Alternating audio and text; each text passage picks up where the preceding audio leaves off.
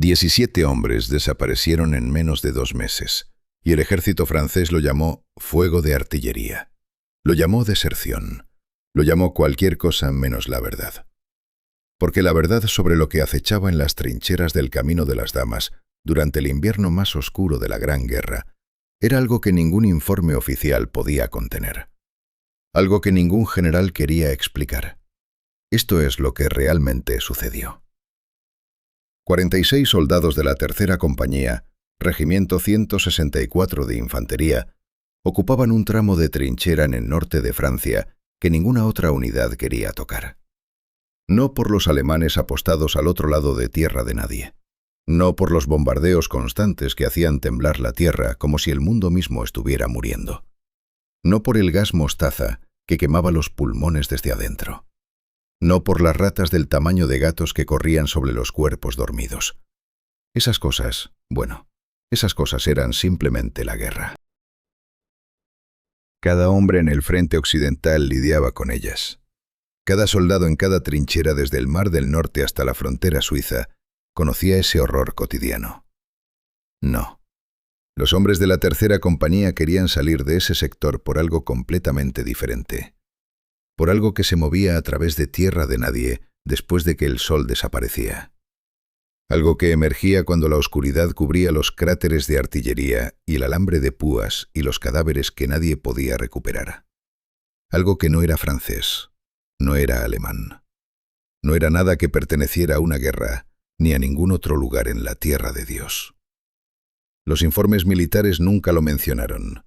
Los archivos oficiales fueron purgados. Los sobrevivientes guardaron silencio hasta sus tumbas. Pero uno de ellos dejó algo atrás. Un diario. 62 páginas escritas en lápiz tan tenue que necesitas una lupa para descifrar las palabras. Y lo que ese diario contiene es la razón por la que les estoy contando esta historia hoy. Mi nombre es Marcel Durán. Vivo en Lyon. Tengo 71 años y durante la mayor parte de mi vida creí que mi padre era simplemente un hombre callado. Un hombre reservado que no hablaba de la guerra, lo cual describía perfectamente a la mitad de los padres en Francia después del armisticio. Trabajaba en los ferrocarriles. Llegaba a casa todas las tardes a la misma hora. Cenaba casi sin pronunciar palabra, con la mirada perdida en algún punto más allá de las paredes de nuestro pequeño apartamento. Se acostaba temprano, mucho antes que el resto de la familia. Y algunas noches, cuando el viento soplaba desde el norte y la lluvia golpeaba las ventanas, yo lo escuchaba caminar por los pasillos hasta el amanecer. Sus pasos lentos, medidos, como si estuviera patrullando un perímetro invisible que solo él podía ver. Nunca le pregunté por qué. Los hijos de los veteranos aprendíamos a no hacer ciertas preguntas. Murió cuando yo tenía 23 años. Una mañana simplemente no despertó. El médico dijo que su corazón se detuvo mientras dormía. Pero yo siempre me pregunté si en realidad dejó de luchar contra lo que sea que lo perseguía en esos pasillos oscuros.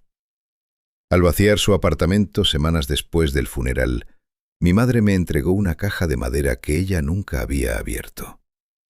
Era pequeña, del tamaño de una caja de zapatos, hecha de roble oscuro con bisagras de latón oxidado. Dijo que él le mencionó una vez, solo una vez, que era para mí. Pero solo después de que él se fuera. Llevé esa caja a mi casa sin abrirla. La dejé sobre mi escritorio durante 3 días, mirándola como si pudiera morderme. Algo en mí sabía que lo que contenía cambiaría todo lo que creía saber sobre mi padre. Cuando finalmente reuní el valor para levantar la tapa, encontré 3 cosas. 14 cartas que nunca envió, todas dirigidas a mi madre, pero ninguna con sello postal ni marca de correo. Un mapa dibujado a mano sobre tela encerada, con líneas de trinchera y símbolos que no reconocía. Y un diario. 62 páginas de papel amarillento escritas con lápiz tan desvanecido que las palabras parecían fantasmas tratando de escapar del papel. Lo que voy a contarles es lo que mi padre escribió en ese diario, lo que describió en esas cartas que nunca tuvo el valor de enviar, y lo que aparentemente nunca le contó a otra alma viviente, mientras su corazón seguía latiendo.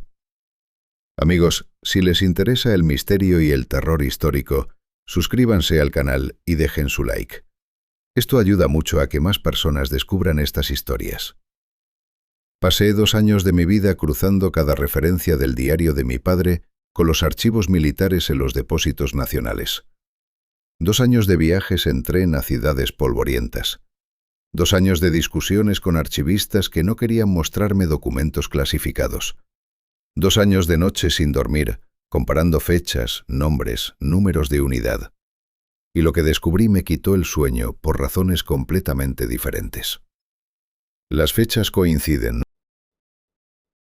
Los nombres coinciden. Las citaciones de unidad, las designaciones de trinchera, los reportes meteorológicos de cada día que mi padre mencionó.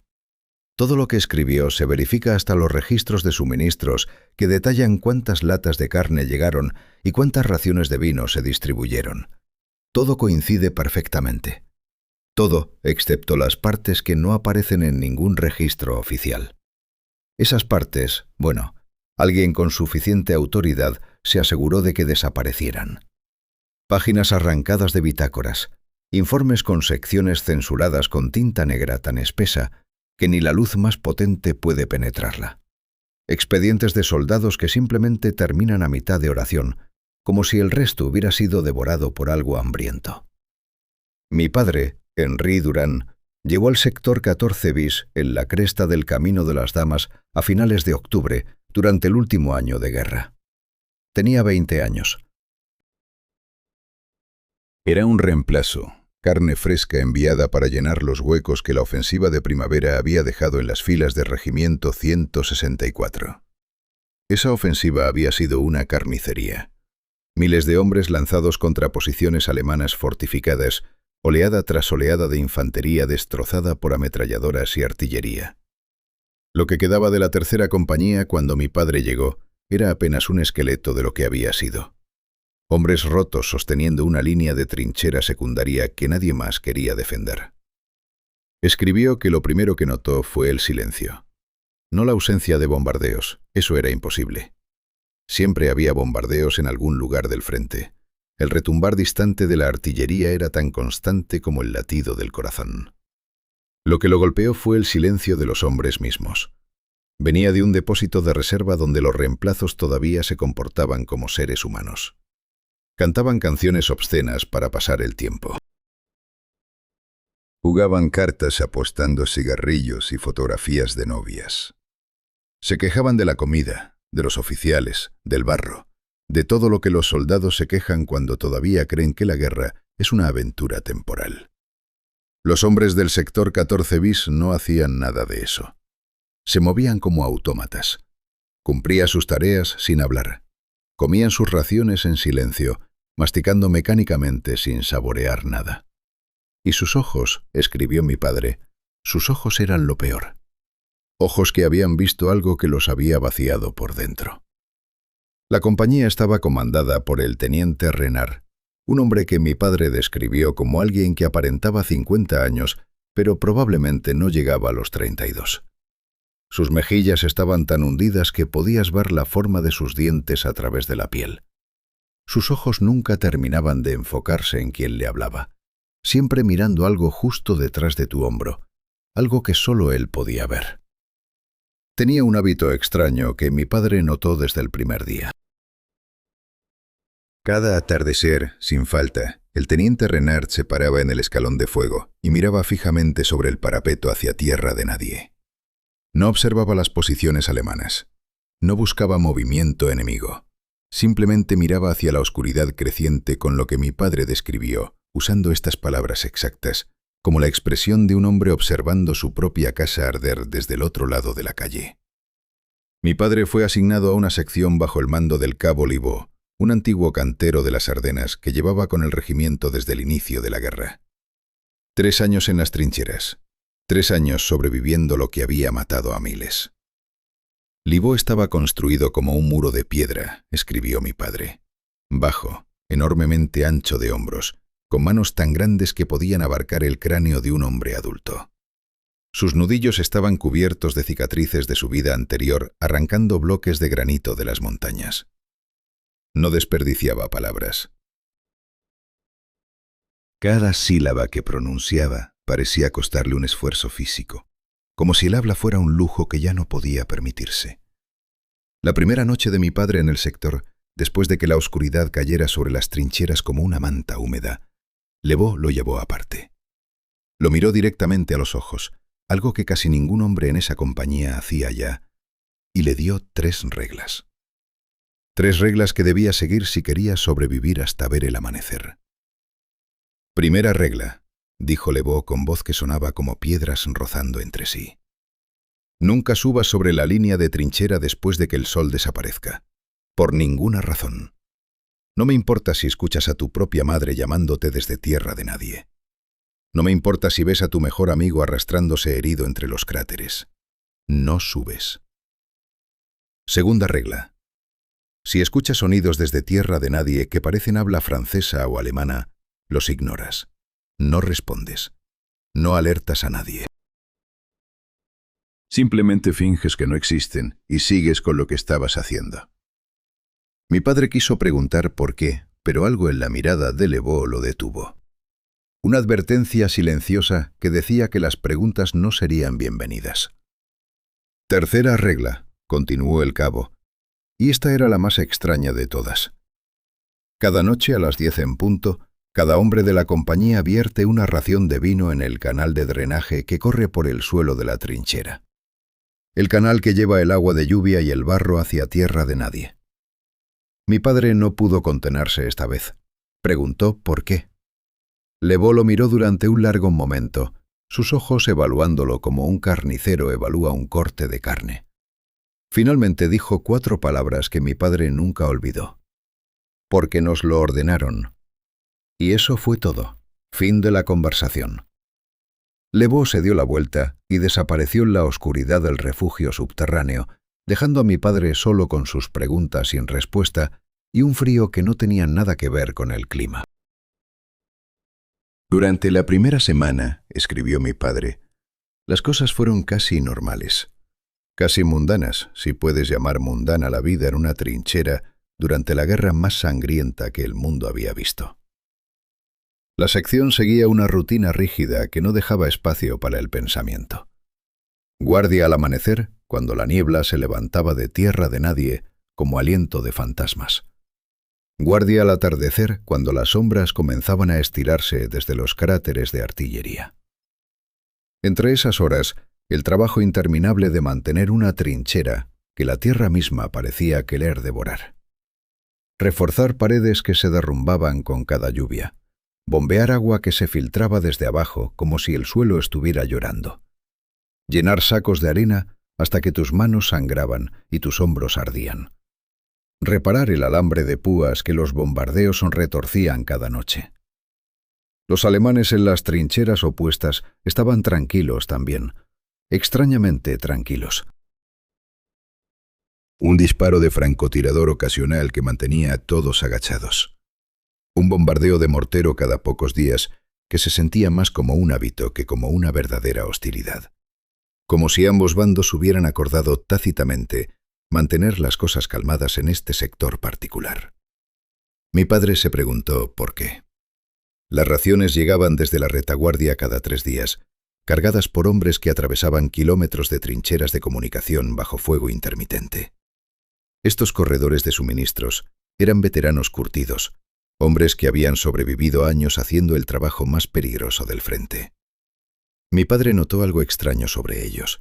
Estaban asustados, pero no del viaje hasta el sector 14 bis, del destino. Los vio llegar una tarde, 3 hombres cargando cajas de municiones y sacos de raciones. Sus rostros estaban pálidos bajo la mugre. Sus manos temblaban mientras descargaban los suministros lo más rápido posible. Y se negaban absolutamente a quedarse después de que el sol comenzara a descender.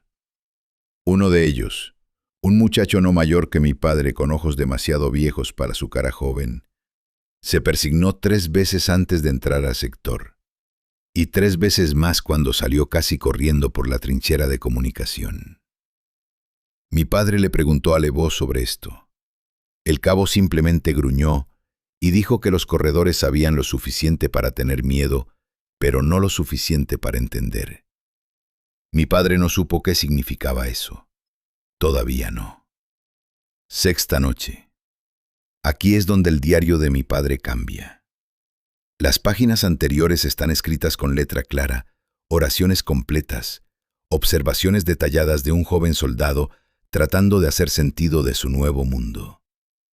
Pero a partir de esta entrada, la letra se vuelve más pequeña, las oraciones más cortas, las palabras más cuidadosamente elegidas, como si mi padre tuviera miedo de que escribir demasiado pudiera invocar algo que prefería mantener dormido.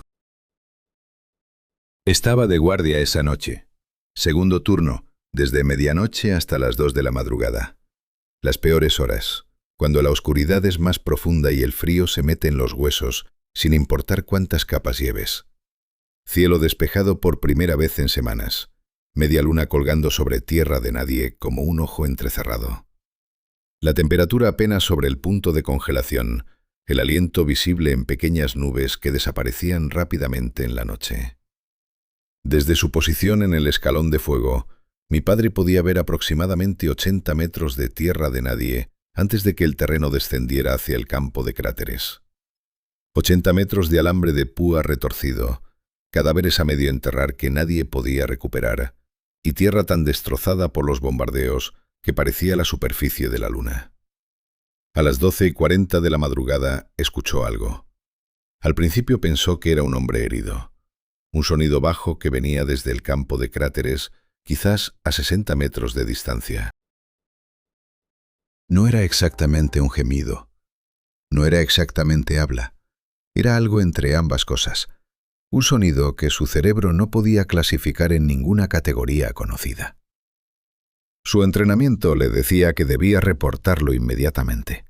Podría haber una patrulla aliada en problemas. Podría haber un soldado francés de una acción anterior tirado allí afuera, herido y muriendo lentamente en el frío. Pero cuando se giró para llamar a Levó, el cabo ya estaba parado detrás de él. Como si hubiera sabido, como si hubiera estado esperando. Levó puso una mano en el hombro de mi padre y apretó con fuerza. No con gentileza, con advertencia. Susurró una sola palabra directamente en el oído de mi padre. Escucha. Así que mi padre escuchó. El sonido se movió. Y la forma en que se movió fue lo que hizo que el sudor frío corriera por la espalda de mi padre a pesar del clima helado. No se movía como un hombre herido, arrastrándose metro a doloroso metro a través del barro y los escombros. Se movía con una fluidez imposible. 60 metros de distancia, luego 40, luego de vuelta a 60. Todo en el lapso de quizás 10 segundos. Algo estaba cubriendo terreno a una velocidad que ningún herido podría manejar, que ningún humano podría manejar en ese terreno destrozado por la artillería. Y entonces el sonido cambió. Se transformó en algo que mi padre luchó por describir durante el resto de su vida. Escribió que era como un hombre intentando recordar cómo hablar. Sílabas que casi formaban palabras francesas. Fragmentos rotos de lenguaje que subían y bajaban en algo parecido al ritmo del habla humana, pero que nunca lograban completarse. Como si algo estuviera practicando, aprendiendo. Y entonces, tan abruptamente como había comenzado, silencio total. Levó soltó el hombro de mi padre y dijo 3 palabras. Ahora lo sabes. Luego caminó de vuelta al refugio sin explicar nada más. Mi padre permaneció en su puesto durante otra hora y 17 minutos, contando cada uno en su cabeza para mantener la cordura. El sonido no regresó. Pero algo permaneció. Mi padre lo describió como presencia y subrayó esa palabra 2 veces en su diario. Como estar parado en una habitación completamente oscura y saber con absoluta certeza que no estás solo. Los huesos estaban doblados en direcciones que los huesos humanos no pueden doblarse. Eso fue lo que el carnicero dijo mientras el brandy le soltaba la lengua y el horror le soltaba los recuerdos. 3 días después de aquella primera noche en que mi padre escuchó los sonidos en tierra de nadie, el teniente Renard ordenó una patrulla de reconocimiento diurno. 4 hombres saldrían al amanecer, cuando la luz del sol todavía ofrecía algo parecido a la seguridad. Mi padre no fue seleccionado para la misión, pero estaba despierto cuando los vio trepar sobre el parapeto y desaparecer en la niebla matutina. Levaux iba al frente, su silueta maciza moviéndose con una cautela que mi padre nunca había visto en él. Los otros 3 lo seguían en fila india, sus rifles apuntando en todas direcciones como si esperaran que el enemigo surgiera del suelo mismo. Regresaron 40 minutos después. Ninguno habló. Treparon de vuelta a la trinchera en silencio absoluto, sus rostros del color de la ceniza mojada. Levaux fue directamente al refugio del teniente sin mirar a nadie y permaneció ahí dentro durante más de 1 hora. Los otros 3 hombres se sentaron contra la pared de la trinchera, mirando al vacío, negándose a responder preguntas. Mi padre solo supo lo que encontraron porque uno de los miembros de la patrulla, un hombre llamado Marchand, que había sido carnicero en la vida civil, se emborrachó esa noche. Marchand había guardado una botella de brandy, contrabandeada desde la retaguardia, para emergencias.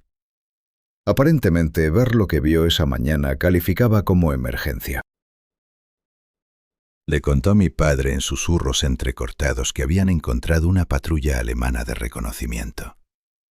3 soldados enemigos que debieron haber salido la noche anterior para explorar las líneas francesas. Los encontraron en un cráter de artillería a unos 90 metros de la trinchera. Pero no estaban muertos por fuego de artillería. No estaban muertos por balas francesas. Marchand dijo que los cuerpos estaban dispuestos. Esa fue la palabra exacta que usó. No esparcidos como víctimas de una explosión. No caídos en posiciones de combate como hombres alcanzados por disparos. Dispuestos. Colocados lado a lado con una precisión casi ceremonial, como ofrendas en un altar que nadie podía ver. Y estaban incompletos. Marchand, recuerda, había pasado su vida adulta cortando carne. Sabía exactamente lo que una cuchilla afilada le hace a la carne y al hueso. Sabía lo que los animales carroñeros le hacen a los cuerpos abandonados. Dijo que esto no era ninguna de las 2 cosas. Lo que le habían hecho a esos soldados alemanes no seguía ninguna lógica que él pudiera entender. Los huesos mismos estaban mal, torcidos en ángulos imposibles, doblados en direcciones que la anatomía humana no permite. Y había marcas en el suelo del cráter, un patrón de símbolos alañados en la tierra húmeda por algo que tenía múltiples puntos de contacto con el suelo. Pero ninguno de esos puntos se parecía a un dedo humano. Ninguno se parecía a una garra animal. Ninguno se parecía a nada que Marchand pudiera nombrar o describir. Levaux les ordenó silencio absoluto. Lo que vieron en ese cráter no existía oficialmente. No aparecería en ningún informe. No se mencionaría nunca más. Marchand terminó su brandy y miró a mi padre con ojos que habían envejecido 10 años en una sola mañana. Luego dijo algo que mi padre copió textualmente en su diario. Preguntó si aquello estaba enseñándole algo a alguien, o si alguien le estaba enseñando algo a aquello. Mi padre no supo qué responder.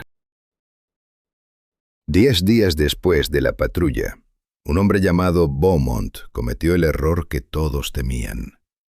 Estaba de guardia en la 3ª hora después de medianoche, ese período muerto cuando la resistencia humana está en su punto más bajo y la mente empieza a jugar trucos crueles.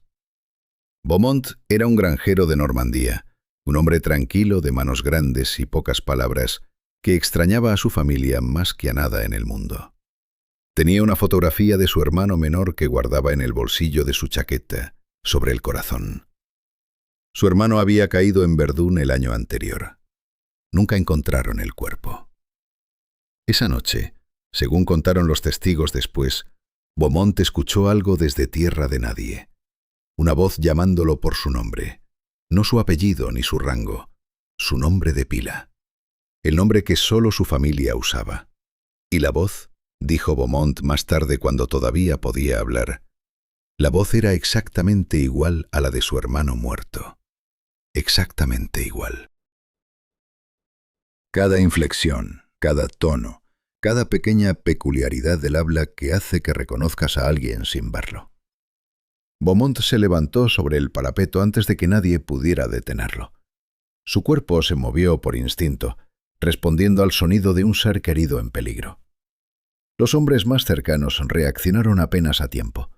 Lo agarraron de las piernas y lo arrastraron de vuelta a la trinchera, derribándolo contra el suelo de barro. Pero en ese breve momento en que estuvo expuesto, algo lo tocó. Su brazo izquierdo tenía una marca cuando lo examinaron. Una línea en espiral que iba desde la muñeca hasta el codo, como si algo se hubiera enroscado alrededor de su antebrazo en el instante en que estuvo al alcance. No era exactamente una herida, no sangraba. Era más como una quemadura, escribió mi padre, pero una quemadura de frío en lugar de calor. Como si le hubieran presionado algo tan gélido contra la piel que el frío mismo había dejado su marca. Y el patrón de la marca no era aleatorio. Las líneas formaban algo deliberado, intencional. Después de esa noche, Beaumont cambió. Dejó de hablar con los demás hombres. Se sentaba solo en los rincones de refugio, mirando hacia la pared con ojos que ya no parecían ver el mundo real. Cuando alguien le dirigía la palabra, giraba la cabeza lentamente, como si el sonido llegara desde muy lejos y tardara en procesarlo. Y a veces, en las horas más oscuras de la noche, mis padres y otros lo escuchaban murmurar. Palabras en un idioma que nadie reconocía. Sílabas que no pertenecían al francés ni al alemán, ni a ninguna lengua que los hombres de la compañía hubieran escuchado jamás. La cuarta noche después de que lo tocaron, Beaumont desapareció. Nadie lo vio salir, nadie escuchó nada. Simplemente en un momento estaba en su litera y al siguiente ya no. Lo encontraron a 200 metros de las líneas francesas, de rodillas frente a la entrada de una cueva parcialmente colapsada que no aparecía en ningún mapa militar. Estaba vivo. Respiraba. Sus ojos estaban abiertos, pero cuando lo giraron para ver su cara, mi padre escribió que sintió algo helado recorrerle la espalda, porque los ojos de Beaumont estaban vacíos. No había nadie detrás de ellos. Los médicos escribieron fatiga de combate en el expediente de Beaumont, pero mi padre vio sus caras cuando se lo llevaron. Ellos tampoco lo creían. Lo evacuaron esa misma mañana en una camilla, sus ojos abiertos mirando al cielo sin parpadear, sus labios moviéndose sin cesar en ese idioma que nadie conocía. Ningún hombre de la tercera compañía volvió a saber de él jamás. Ni una carta, ni un informe, ni una notificación a su familia. Beaumont simplemente dejó de existir en los registros militares, como si nunca hubiera servido, como si nunca hubiera nacido. Mi padre intentó rastrear su destino décadas después de la guerra. Visitó archivos, escribió cartas a hospitales militares, buscó en registros de veteranos. Nada. El nombre de Beaumont aparecía en las listas de regimiento hasta cierta fecha y después desaparecía completamente. Ni dado de baja, ni transferido, ni fallecido. Simplemente borrado. Pero lo que más perturbó a mi padre no fue la desaparición de Beaumont. Fue lo que encontraron la mañana siguiente en el lugar donde lo habían rescatado. Lebeau llevó a 3 hombres al cráter donde Beaumont había estado arrodillado frente a esa cueva sin nombre. Mi padre fue uno de ellos. La entrada de la cueva seguía ahí, parcialmente colapsada por algún bombardeo antiguo, medio oculta por la maleza que crecía incluso en ese paisaje devastado. Pero ahora había algo más. Objetos dispuestos frente a la entrada como ofrendas en un santuario pagano.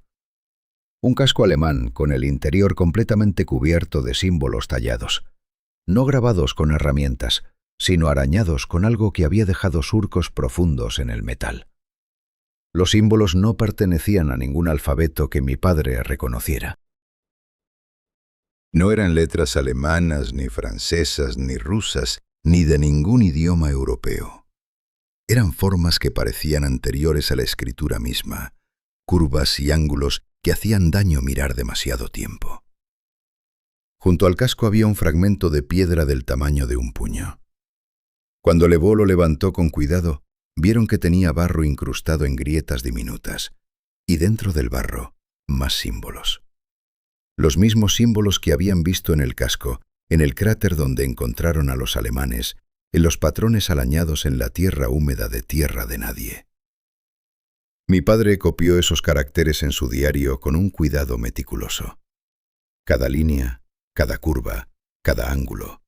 No sabía por qué lo hacía. Algo le decía que era importante preservarlos, aunque no entendiera su significado. 40 años después de la guerra, le mostré esos dibujos a un profesor de lenguas antiguas en la universidad. Un hombre que había dedicado su vida a estudiar escrituras muertas de civilizaciones olvidadas. Cuando vio los símbolos que mi padre había copiado, el color desapareció de su rostro. Me preguntó dónde había encontrado eso. Le conté la historia. No me creyó, por supuesto. Nadie cree estas cosas cuando las escucha por primera vez. Pero me dijo que los caracteres se parecían a algo que había visto en fragmentos de escritura gálica prerromana. Escritura de antes de que César conquistara la Galia. Antes de que el cristianismo llegara a estas tierras. Antes de que Roma existiera. Escritura de un pueblo que adoraba cosas en las cuevas y hacía ofrendas a seres que vivían bajo la tierra mucho antes de que la historia comenzara a registrarse.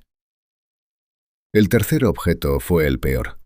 Una piedra lisa, ovalada, que parecía haber sido pulida durante siglos por manos o por algo que funcionaba como manos. Cuando Levó la giró, vieron que tenía una cavidad natural en el centro. Y dentro de esa cavidad había algo que parecía un fósil, un fragmento de concha de una criatura marina. Pero ninguna criatura marina que existiera en ningún océano conocido.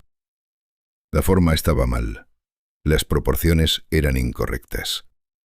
Y lo más perturbador, esa formación de piedra caliza estaba a cientos de kilómetros del mar más cercano, en una región que no había estado bajo agua en millones de años. Mi padre escribió que sintió náuseas mirando ese fósil. No podía explicar por qué. Era solo una piedra con una impresión antigua. Pero algo en su forma, en sus ángulos, en la manera en que la luz se reflejaba en sus curvas, provocaba una reacción física de rechazo, como si su cuerpo reconociera algo que su mente se negaba a procesar. Levó recogió los 3 objetos y los llevó al refugio del teniente sin decir palabra. Mi padre nunca los volvió a ver. Pero esa misma tarde, algo cambió en el comportamiento de lo que habitaba Tierra de Nadie. Como si dejar esas ofrendas hubiera sido una prueba, y la compañía la había pasado, o la había fallado. A partir de esa noche, la entidad comenzó a exhibir lo que mi padre solo pudo describir como comportamiento de enseñanza. Cada mañana, cuando la luz del sol hacía seguro asomarse sobre el parapeto, había nuevos patrones esperándolos fuera del alambre de púas. Piedras del campo de cráteres dispuestas en formaciones geométricas precisas.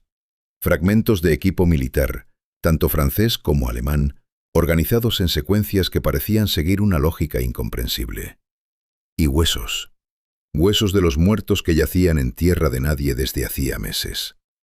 Dispuestos en círculos concéntricos, en espirales, en formas que mi padre dibujó en su diario, pero que nunca pudo descifrar. Los patrones eran deliberados. Eso era lo más aterrador. No eran aleatorios. Alguien, o algo, estaba tratando de comunicar información, de demostrar conceptos, de enseñar algo que los hombres de la compañía no tenían el contexto para comprender. Mi padre dibujó 3 de esos patrones con todo el detalle que pudo capturar. Los he estudiado durante décadas.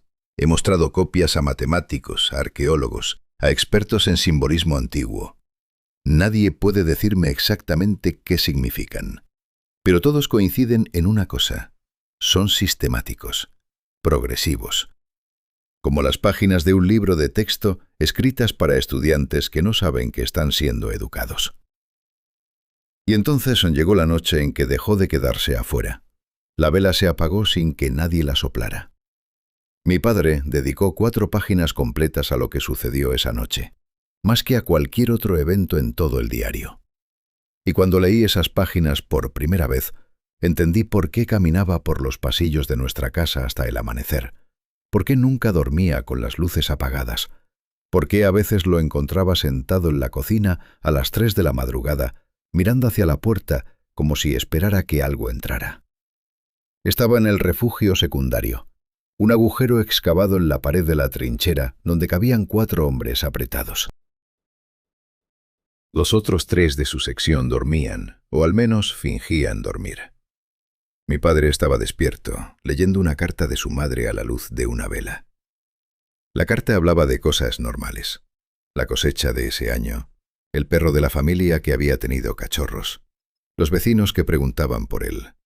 Cosas pequeñas y mundanas que le recordaban que existía un mundo más allá del barro y la sangre y el terror constante. Y entonces la vela simplemente dejó de arder. No se apagó como una vela normal cuando el viento la sopla o cuando se queda sin cera. La llama se detuvo. Se congeló por una fracción de segundo, como si el tiempo mismo hubiera tropezado. Y después desapareció. Mi padre escribió que el aire cambió. Se volvió más denso, más difícil de respirar, como si algo estuviera desplazando el oxígeno simplemente por estar presente, como si la atmósfera misma se apartara para hacer espacio. En la oscuridad absoluta del refugio, escuchó respiración. No era la suya. No era de ninguno de los 3 hombres que dormían a su lado. Era algo completamente diferente, más profunda, más lenta, con un ritmo que no seguía ningún patrón natural. Mi padre contó los segundos entre cada inhalación. 30 segundos, a veces 40. Respiraciones tan largas y prolongadas que ningún pulmón humano podría sostenerlas. Inhalaciones que continuaban y continuaban mucho más allá del punto donde cualquier pecho normal estaría completamente lleno. Quiso moverse. Cada músculo de su cuerpo gritaba que corriera, que saltara, que hiciera cualquier cosa menos quedarse ahí inmóvil en la oscuridad. Pero no pudo. Algo lo mantenía paralizado. No era miedo exactamente, aunque el miedo estaba ahí, pulsando en cada nervio. Era algo más primitivo, más antiguo. El conocimiento instintivo que tiene toda presa cuando el depredador está lo suficientemente cerca para olerla. La certeza absoluta de que el movimiento significa la muerte. Así que se quedó perfectamente quieto, apenas respirando, mientras escuchaba cómo la cosa se movía a través del refugio. Pasó junto a él. Pudo sentir el aire desplazarse. Pudo percibir una presencia que ocupaba espacio de una manera que sus sentidos no podían procesar correctamente. Y siguió adelante, bajando por el túnel de conexión hacia la trinchera principal, donde dormían los demás hombres de la compañía.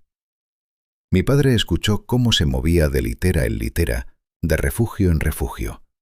Un recorrido lento y metódico a través de todo el sistema de trincheras. Y nadie se movió. Nadie gritó. Nadie hizo el menor ruido. Porque todos estaban despiertos. Todos escuchando. Todos congelados en el mismo entendimiento primario que mantenía a mi padre inmóvil en su litera. Supo después, cuando amaneció y los hombres finalmente pudieron hablar entre susurros, que cada soldado de la compañía había sentido lo mismo. La parálisis, la certeza absoluta de que algo estaba examinándolos, catalogándolos, aprendiendo sus posiciones, sus números, sus rutinas, como un general estudiando el campo de batalla antes de dar la orden de ataque. Mi padre estimó que la cosa permaneció en las trincheras durante 45 minutos. 45 minutos de oscuridad total y respiraciones imposibles, y el conocimiento de que algo que no pertenecía a este mundo estaba a centímetros de tu cara. Y después se fue. Mi padre lo escuchó moverse hacia la trinchera de comunicación que llevaba de vuelta a tierra de nadie. Pero no caminó. No trepó. Mi padre usó una palabra muy específica en su diario. Ascendió. Se elevó. Como si la gravedad fuera solo una sugerencia que podía ignorar cuando le convenía. Y mientras se alejaba, hizo un sonido que mi padre pasó el resto de su vida tratando de describir. Intentó 3 veces diferentes en el diario, buscando las palabras correctas. Primero escribió que sonaba como piedra, recordando que alguna vez fue líquida. Tachó eso. Luego escribió que era como la cresta misma respirando, como si la tierra bajo sus pies exhalara después de contener el aliento durante milenios. También tachó eso. Finalmente escribió que era como una voz desde el fondo de un pozo, que es más profundo de lo que cualquier pozo debería ser. Una voz que no usaba palabras, pero que de alguna manera comunicaba algo. Una advertencia, o una promesa, o ambas cosas. Ninguna de esas descripciones lo satisfizo. Hasta el día de su muerte, 73 años después de esa noche, seguía buscando las palabras correctas para describir ese sonido. Y nunca las encontró. A la mañana siguiente, el teniente Renard tomó una decisión que cambiaría todo. El teniente Renard escribió un informe que nunca pasó por canales oficiales. Mi padre lo vio trabajando en él durante horas, su mano temblando mientras llenaba página tras página con una caligrafía cada vez más errática. No era un informe militar estándar. No seguía ningún formato reglamentario. Era algo más parecido a una confesión, o quizás a una súplica. Cuando terminó, Renard llamó a uno de los corredores de suministros que acababa de llegar con las raciones del día. Le entregó el sobre sellado con instrucciones muy específicas. No debía entregarlo en el puesto de mando del batallón. No debía dárselo a ningún oficial de línea. Debía llevarlo personalmente, atravesando kilómetros de trincheras de comunicación hasta llegar al cuartel general de la división. Y allí debía ponerlo en manos de una sola persona, el capellán de división, un sacerdote jesuita llamado Padre Lambert. Mi padre no supo qué contenía ese informe. Renard nunca lo compartió con nadie. Pero 4 días después, el Padre Lambert llegó al sector 14 bis. Mi padre lo vio descender por la trinchera de comunicación al atardecer, una figura alta y delgada vestida con sotana negra bajo un capote militar. Cargaba un estuche de cuero gastado por los años, del tipo que los sacerdotes usan para transportar los implementos de su oficio. Pero había algo más, algo que mi padre notó cuando el capellán pasó cerca de él. Bajo la sotana, medio oculta por los pliegues de la tela negra, llevaba una estola. No era una estola ordinaria de las que usan los curas en misa. Era algo mucho más antiguo. La tela estaba amarillenta por los siglos. Los bordados apenas eran visibles, descoloridos por el tiempo, hasta convertirse en sombras de lo que alguna vez fueron. Y los símbolos en ella no eran los que mi padre reconocía de la iglesia de su pueblo. Eran otra cosa, algo anterior. El padre Lambert no perdió tiempo con formalidades. Fue directamente al refugio del teniente y permaneció ahí durante horas, hablando en voz baja con Renard mientras la noche.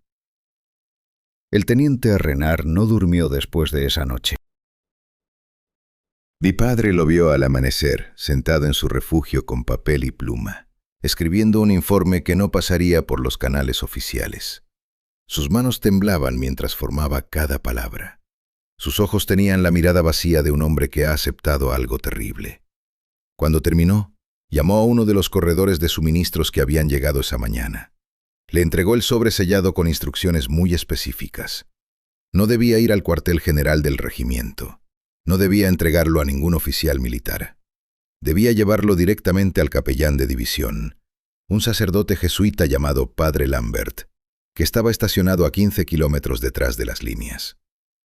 Mi padre nunca supo exactamente qué contenía ese informe, pero 4 días después, el Padre Lambert llegó al sector 14 bis, y lo que traía con él sugería que el teniente había sido muy específico sobre la naturaleza del problema. El sacerdote era un hombre de unos 60 años, delgado como un sauce, con ojos que parecían haber visto cosas que habían erosionado cualquier capacidad de sorpresa. Cargaba un maletín de cuero negro gastado por décadas de uso, y bajo su sotana, mi padre pudo distinguir el borde de una estola bordada que parecía mucho más antigua que el propio sacerdote. Mucho más antigua que la iglesia moderna. Los bordados no eran los símbolos católicos estándar. Eran formas que mi padre no reconocía, patrones que le recordaban vagamente a los símbolos que había visto en los objetos dejados por la entidad. El padre Lambert pasó los 2 primeros días recorriendo cada centímetro del sistema de trincheras. Se movía con un propósito que sugería que sabía exactamente lo que buscaba. Se detenía en ciertos puntos, tocaba las paredes de tierra, murmuraba palabras en un idioma que no era latín, ni francés, ni nada que los soldados reconocieran. Examinó los objetos que Leboe había recogido del cráter donde encontraron a Beaumont. Los estudió durante horas, girándolos en sus manos, comparándolos con notas en un cuaderno que sacó de su maletín. Y habló con el teniente Renard durante sesiones privadas que duraban hasta bien entrada la noche. Nadie más fue admitido en esas conversaciones. Pero mi padre notó que después de cada sesión, el teniente parecía más pequeño, más derrotado, como si cada palabra del sacerdote le quitara algo que nunca recuperaría. La segunda noche de la visita del padre Lambert, sucedió algo que mi padre presenció pero que no fue invitado a entender. El sacerdote reunió al teniente Renard y al sargento Morel en el refugio principal a medianoche. Cerró la entrada con una manta pesada que bloqueaba cualquier luz o sonido. Mi padre estaba en el refugio adyacente, a menos de 5 metros de distancia, incapaz de dormir como cada noche desde que llegó a este sector maldito. Escuchó cantos. Al principio reconoció el latín, fragmentos del Padre Nuestro, del Ave María, de oraciones que había escuchado en la iglesia de su pueblo desde que era niño. Pero después el tono cambió. Las palabras se volvieron diferentes, más antiguas. Sílabas que raspaban la garganta de formas que el latín eclesiástico nunca exigía. Sonidos que parecían pertenecer a una época anterior a Roma, anterior a Grecia, anterior a cualquier civilización que escribiera su historia en pergaminos. Mi padre escribió que esos cantos le hacían doler los dientes, no metafóricamente, literalmente. Sus muelas pulsaban con cada sílaba extraña, como si las vibraciones resonaran en alguna frecuencia que el cuerpo humano no estaba diseñado para soportar. El ritual, o lo que fuera aquello, duró casi 3 horas. Cuando finalmente terminó, el padre Lambert salió del refugio con el rostro del color de la ceniza y las manos temblando tan violentamente que tuvo que apoyarse contra la pared de la trinchera para no caer. Pero sus ojos mostraban algo que mi padre solo pudo describir como satisfacción cautelosa. A la mañana siguiente, el sacerdote reunió a los hombres de la compañía. No a todos, solo a los que quedaban de los 46 originales. 29 hombres formados en la trinchera, mirando a un cura que claramente sabía más de lo que cualquier hombre de Dios debería saber sobre cosas que Dios no había creado. Les dijo 5 palabras que mi padre nunca olvidó. He establecido los términos. No explicó qué significaba eso. No dijo con quién había negociado, ni qué había prometido a cambio de qué. Simplemente recogió su maletín, se ajustó la estola antigua bajo su sotana y caminó hacia la trinchera de comunicación que llevaba a la retaguardia. Antes de desaparecer, se giró y miró directamente a mi padre, solo por un segundo. Pero en ese segundo, mi padre vio algo en los ojos del sacerdote que lo perseguiría por el resto de su vida. Esa noche, por primera vez en semanas, la cosa no vino. Mi padre estaba de guardia cuando el sol se puso, observando cómo las sombras se estiraban desde los cráteres de artillería y cubrían tierra de nadie como una marea negra. Esperó los sonidos que habían definido cada noche desde su llegada al sector. Las voces que no eran voces, el movimiento imposible en la oscuridad, la respiración que venía de todas partes y de ninguna. Pero no hubo nada, solo el silencio normal de una noche en las trincheras, el crujido ocasional de la tierra asentándose, el murmullo lejano de artillería en algún otro sector del frente. Los pequeños ruidos que los hombres hacen cuando intentan no hacer ruido. Mi padre escribió que ese silencio era diferente a cualquier otro que hubiera experimentado. No era la ausencia de sonido. Era algo más profundo, más deliberado, como si algo que había estado observando constantemente hubiera decidido apartar la mirada, como si un depredador que había estado acechando a su presa durante semanas hubiera optado por dejarla ir. Al menos por ahora. Los otros hombres lo sintieron también. Levó salió de su refugio poco después de medianoche y se quedó parado junto a mi padre durante un largo rato, mirando hacia tierra de nadie con una expresión que mi padre no pudo descifrar. Finalmente el cabo habló por primera vez en días. Dijo que el cura había comprado tiempo. No dijo cuánto tiempo. No dijo a qué precio. Simplemente se dio la vuelta y regresó a su refugio, dejando a mi padre con más preguntas que respuestas. Las noches siguientes fueron iguales. Silencio. Un silencio que debería haber sido reconfortante, pero que de alguna manera era peor que los horrores anteriores. Porque ahora sabían que algo estaba ahí afuera, algo consciente, algo que había elegido detenerse. Y lo que puede elegir detenerse, puede elegir comenzar de nuevo. El teniente Renard empezó a hacer preparativos. Envió mensajes a través de los corredores de suministros, solicitudes urgentes de relevo que subían por la cadena de mando. Mi padre vio algunas de las respuestas que llegaban. Burocracia militar, excusas, promesas vagas de reemplazo cuando hubiera tropas disponibles. Pero también vio algo más. Una nota manuscrita que llegó junto con las raciones un día, escrita en papel que no pertenecía a ningún formulario oficial del ejército. El teniente la leyó, la quemó inmediatamente, y por primera vez desde que mi padre llegó al sector, mostró algo parecido al alivio. 3 días después llegó la noticia. El relevo vendría. No un reemplazo temporal, una rotación completa.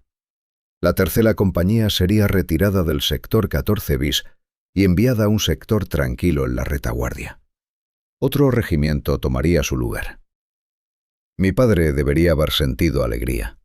Debería haber sentido el alivio que inundaba a los otros hombres. Pero solo sintió un peso frío en el estómago cuando pensó en los soldados que vendrían a reemplazarlos. El día del relevo llegó bajo un cielo gris que amenazaba lluvia, pero nunca la dejaba caer. Mi padre estaba empacando sus pocas pertenencias cuando escuchó las voces de los nuevos soldados acercándose por la trinchera de comunicación. Voces jóvenes, voces que todavía reían, voces que todavía hacían bromas sobre el barro y la comida y los oficiales incompetentes, voces que no sabían nada. Los vio emerger en el sector uno por uno, 40 y tantos hombres con uniformes que todavía conservaban algo de su color original, con rostros que todavía tenían carne sobre los huesos, con ojos que todavía miraban el mundo como si tuviera sentido. Su oficial al mando era un capitán joven, quizás de 25 años, con un bigote perfectamente recortado y la actitud confiada de alguien que había leído sobre la guerra, pero nunca la había olido. El teniente Renard se reunió con él en privado durante más de 1 hora. Mi padre no escuchó la conversación, pero vio la cara del capitán cuando salió del refugio. La confianza se había evaporado. El bigote perfectamente recortado ahora cubría labios que temblaban ligeramente. Y sus ojos habían empezado a adquirir esa mirada distante que mi padre reconocía demasiado bien. Le entregaron el archivo del sector, todas las reglas, todos los protocolos, el ritual del vino cada noche a las 10, las órdenes de no subir sobre el parapeto después del anochecer, las instrucciones de ignorar cualquier voz que llamara desde tierra de nadie. Todo lo que la tercera compañía había aprendido a base de sangre y terror, ahora era simplemente un documento en un folder de cartón. Mi padre quiso advertirles. Quiso sentarse con cada uno de esos hombres jóvenes y contarles exactamente lo que habitaba bajo la cresta, lo que esperaba en las cuevas que ningún mapa mostraba. lo que había tocado a Beaumont y vaciado sus ojos, lo que había entrado en las trincheras aquella noche y catalogado a cada hombre como un granjero cuenta su ganado. Levaux también quiso hacerlo. Mi padre lo vio acercarse a uno de los nuevos sargentos, abrir la boca para hablar. Pero el teniente Renard apareció de la nada y puso una mano en el hombro del cabo. Una sola mirada, un pequeño movimiento de cabeza negativo, y Levaux cerró la boca y se alejó sin decir palabra. El ciclo debía continuar. Los 29 supervivientes de la tercera compañía formaron en la trinchera de comunicación que llevaba hacia la retaguardia. Mi padre tomó su lugar en la fila, su rifle al hombro, su mochila con sus escasas pertenencias, y entonces comenzaron a caminar. 4 kilómetros hasta la seguridad. 2 horas de marcha por trincheras que gradualmente se alejaban del frente. Mi padre escribió que nadie miró hacia atrás, ni una sola vez. Marcharon con la disciplina perfecta de hombres que habían aprendido que algunas cosas notan cuando las miras. Mi padre nunca volvió a pisar la cresta del camino de las damas. Fue reasignado a un sector tranquilo cerca de Verdún, donde pasó los últimos meses de la guerra haciendo trabajos de retaguardia que no requerían acercarse al frente. Sobrevivió al armisticio, volvió a casa, se casó con mi madre, tuvo hijos. Vivió una vida que desde afuera parecía completamente normal. Pero nunca habló de lo que vio en aquel sector maldito. Ni una palabra a mi madre durante 40 años de matrimonio. Ni una mención a sus amigos o compañeros de trabajo. Guardó el secreto tan completamente que cuando encontré su diario fue como descubrir que mi padre había sido una persona completamente diferente a la que yo conocía. Todas esas noches caminando por los pasillos, todas esas veces que lo encontré sentado en la oscuridad mirando hacia la puerta, todas esas ocasiones en que se negaba a apagar la última luz antes de dormir. Ahora lo entendía. No estaba recordando la guerra. Estaba escuchando, esperando. Preguntándose si alguna vez volvería a escuchar esa respiración imposible en la oscuridad. Si alguna vez sentiría de nuevo esa presencia que te paraliza porque tu cuerpo sabe lo que tu mente se niega a aceptar. Intentó encontrar a los otros supervivientes después de la guerra. De los 29 hombres que marcharon fuera del sector 14 bis aquel día, solo pudo localizar a 7. Levaux había muerto en el último mes de la guerra, alcanzado por un fragmento de artillería en un sector que supuestamente estaba tranquilo. El teniente Renard se había quitado la vida en 1922. Marchand, el carnicero que había visto los cuerpos alemanes en el cráter, pasó sus últimos años en un sanatorio, hablando de patrones y símbolos que nadie más podía ver. Los otros simplemente desaparecieron, cambiaron sus nombres, se mudaron a otros países, hicieron todo lo posible por borrar cualquier conexión con lo que habían experimentado. Mi padre guardó silencio durante décadas. Escribió sus cartas, que nunca envió. Llenó su diario con recuerdos que no podía compartir. Y cuando finalmente llegó el momento, selló todo en una caja de madera y la dejó para un hijo que aún no había nacido. Yo he cargado con ese conocimiento durante 50 años. He visitado la cresta 2 veces, buscando respuestas que sabía que nunca encontraría. Las trincheras ya no existen. Los granjeros las rellenaron décadas después de la guerra, recuperando tierra que había sido destrozada por millones de proyectiles. El bosque ha crecido sobre los cráteres de artillería.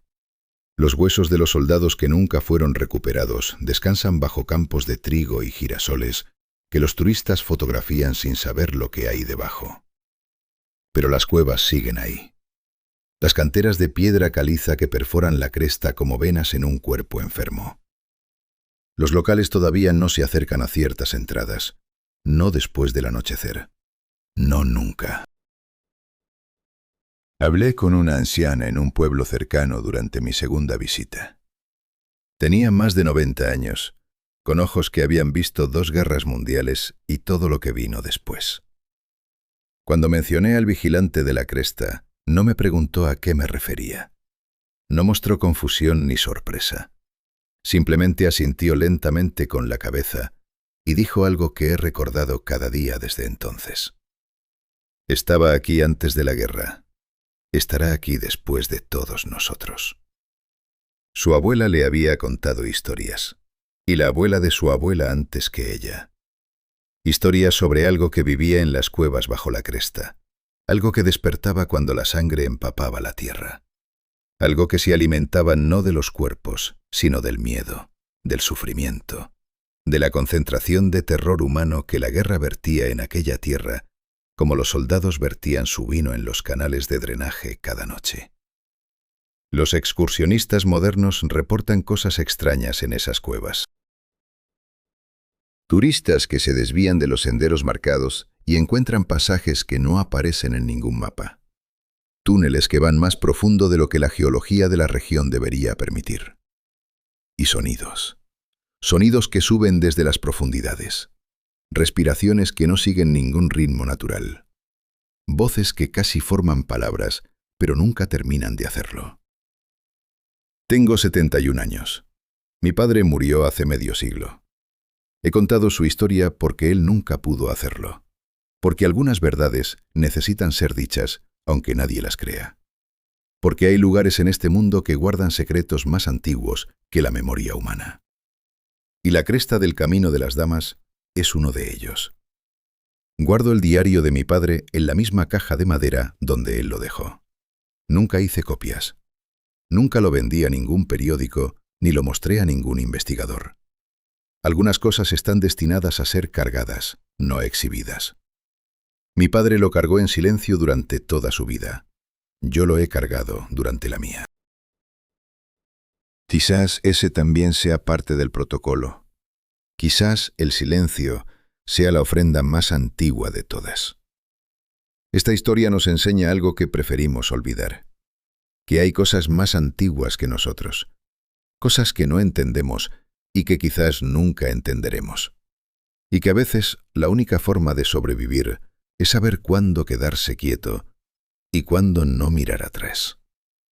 Ahora les pregunto a ustedes, si estuvieran en esas trincheras, si escucharan la voz de alguien que aman llamándolos desde la oscuridad, alguien que saben que está muerto, ¿podrían resistir la tentación de mirar? Déjenme su respuesta en los comentarios. Y si esta historia los ha tocado de alguna manera, si quieren escuchar más relatos de los horrores que la historia oficial prefiere olvidar, suscríbanse al canal y dejen su like. Nos vemos en la próxima historia.